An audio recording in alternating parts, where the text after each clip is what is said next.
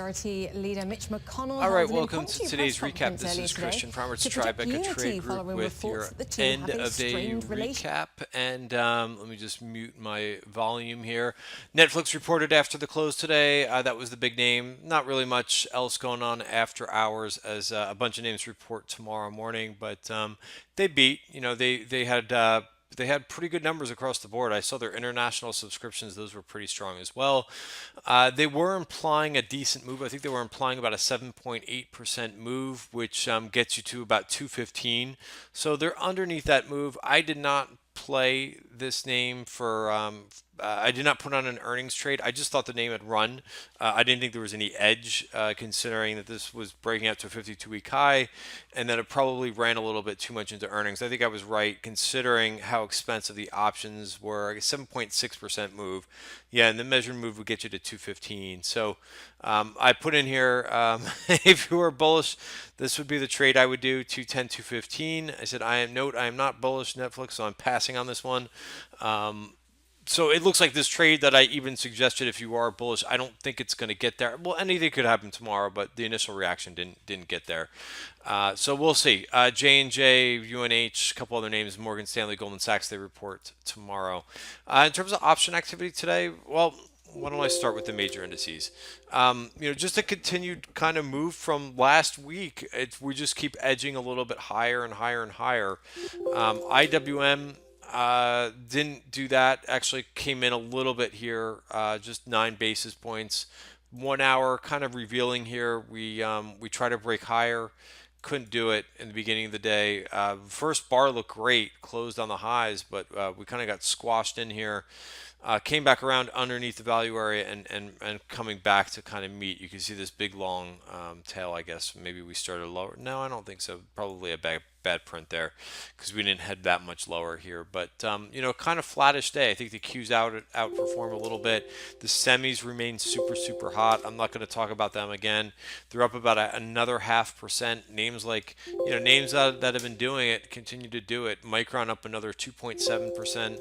Applied Materials, which we saw, we keep seeing just more call buying in these names. It's just quite amazing. This was last week. It was either Thursday or Friday. We saw another big giant call buyer in Applied Materials. So somebody's thinking that this thing just continues to go higher here. It's a 78 RSI now. These things can get to an 80 RSI. But certainly is getting pretty hot right now. So I was talking to somebody about this after the close. I was to a subscriber who we were just saying that some of these names continue to go into, and if you're in them, great. You've had a real nice targets, and you're probably how I usually manage positions like this is kind of leave that last piece on and let it run, let it continue to go. If you're not in these positions, it's tough to really get involved in these things at some of these names at this point, because most people are taking off the trade at this point, or leaving that last runner on. So it's kind of painful to watch some of these names if you're not in them, because they're really tough to kind of buy at this point up here. That's kind of what's NVIDIA. It seems like almost every day somebody's coming out and raising their price target with this one. So this one I actually have on, 4 earnings trades. A couple that we mentioned in the room. Amazon, I don't think really did much today. I think it was kind of flat, but we put on a killer of an Amazon trade for a run into earnings. Same thing with Google. Apple took off today, which so that's another earnings trade that is pre-earnings trade that is working for us. We took half this position off today at a double. And NVIDIA, I also took some of this position off today too as well. If you go to my trades tab, you could see NVIDIA, first trade of the day, took off 625, paid $3. So that's more than a double on that one. And a couple real nice plays. EMR starting to work for me. Took some targets in this one today. Added a little bit to my NTRS position. XBI I put on right in the beginning of the day. It's something that I've been waiting for. I did not know that Trump was going to come on and kind of talk bad about pharma companies again. So, this was the best performing group in the beginning of the day, but it got squashed. So I actually went on the first bar, hit a target up here, and I said, "Wow, that was easy." And then Trump continued to talk twice today about drug pricing. So we'll see how this plays out with this group. Really, the star performer of the day. So besides a couple nice trades that I've put on for lead into earnings, and I'm going to be putting a couple more of those trades on this week, and a couple other names I have my eyes on. So if you didn't get into those trades, there will be more that we'll put on. Again, I'm really looking for names that are going to run into earnings, not so much after earnings. I think we have a chance to do what we did last quarter. And looking at Netflix, it looks like so far that may be a good conclusion, is that names are going to run into earnings, and then they might do okay, provided that they beat. I mean, listen, Netflix had a great quarter. They beat almost every metric, and you could see they're up $4, which again is fine if you're holding stock. But if you try to play an earnings trade specifically for a big push after hours, it's not going to work. They're just too expensive. All right, so really the nice or the outperformer of the day was the Chinese Internet Group. So this international markets have been hot; they remain hot. But we could go through several different names. I mean, this thing finished up 1.9%. So I'm long KWeb. I'm also long a couple of the individual names. BZUN was fine today. JD had a nice day. Kind of sold off here on the open after hitting this VPOC, Virgin Point of Control. You always have to be wary of these things. Sometimes if we hit them and there's none behind, it gets taken out, and then there's a retracement back, which is kind of what you saw in JD today. But still, up 2.5% today. A couple other names that were just absolutely on fire is this YY name. There's just a handful of names in this group. Momo had a real nice day, I believe, up 4.7%. Sohu is another name.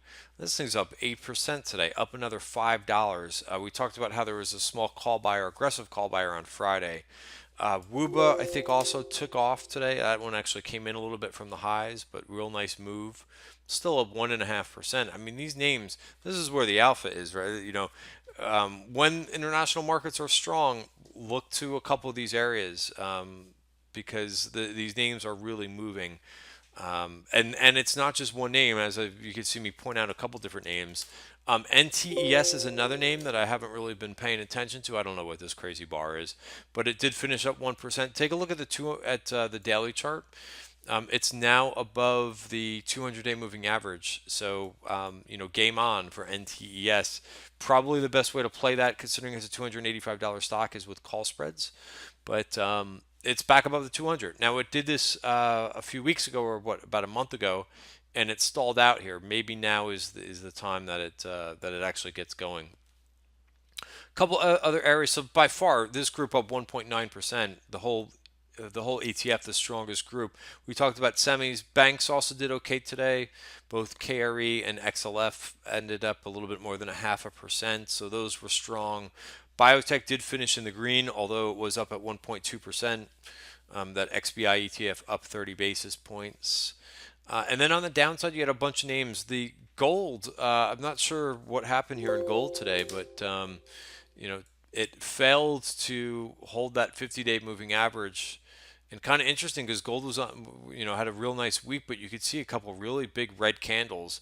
One at the end of the day, right around 3 o'clock today, big move down. So this is how gold moves. Sometimes sometimes once in a while, someone has a really big order to do, either on the upside or the downside, and it moves when they have a big order, and you can see the volume there in GLD. So I would call it a little bit of a failure considering it started the day higher.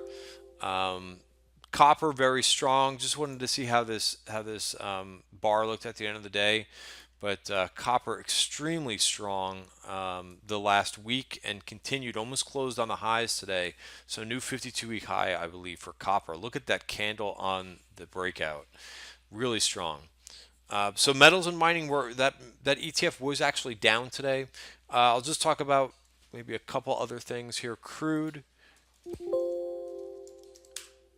gave back some of the gains from earlier. And what was interesting is, considering how much crude was up in the morning, you would think all the energy names would have a nice day. But XOP, the oil and gas exploration ETF, was flat. XLE was up just 20 basis points. So what I'm getting at is the equities did not follow the commodity. And you could see OIH actually finished down on the day. So it's almost like they don't believe it, you know? So I thought that was an interesting move. Also, transports were weak today. IYT had this big bearish engulfing candle. I mean, look at this thing on Friday. So this is a sell signal, and you could see today's follow through movement to the downside. So I don't know if I would necessarily call it or be worried about that type of candle, but they've had a huge run. So just as everything has. So if I hate to say this, but if you're not taking some profits here in this huge run up that we have, I think it's a little bit of a sanity check. So these were the names that brought transports down. I mean, we are just really extended here. So just as I said with a couple of those semi names, like trimming and trailing and moving up your stop loss order, in those semi names, I think with the overall market, you got to do that too. You got to be taking some profits here. We're very overheated. And again, I've been talking about this now for 2 weeks, but we just continue to get more overbought. So, but I think you stay, if you've been in trades, you stay with it, but you trim and trail. All right, so that's my quick market take. There really wasn't much to go over in option flow today. EXEL, there were some calls bought versus put sold. EWJ, which we continue to see call buying in Japan. And then there was a little bit of like dip buying in some things, but a lot of just small orders. This one caught my eye, OLN. Really weird to see them spend that much on a weekly option trade. But it did pretty well today. What we did in the room is I took a small position out in November. Nothing really to write home about in terms of size, but so it did recover from the lows when we saw those weekly calls go up. Another name that should be in my recap is Race Ferrari. They also bought a lot of weekly options here. You can see it move up here, but didn't have much follow through. A lot of options traded on for Race. There's also some NRG calls, which has been a continuous name, but of these weekly options, almost 9,000 of the October 115 calls. So keep an eye on that name this week. Keep an eye on OLN. We'll leave it there. There's also a lot of put buying that happened that I have on my list as well. You can see some of these names. GoPro. There's also an SMH put buyer, which I have to add that on here. XPO. There's also a weekly call buyer. A little bit of AMD calls bought as well. That's it for today. Have a great night, and I'll see you back in the trading room bright and early on Tuesday. Thanks everybody. Have a great night.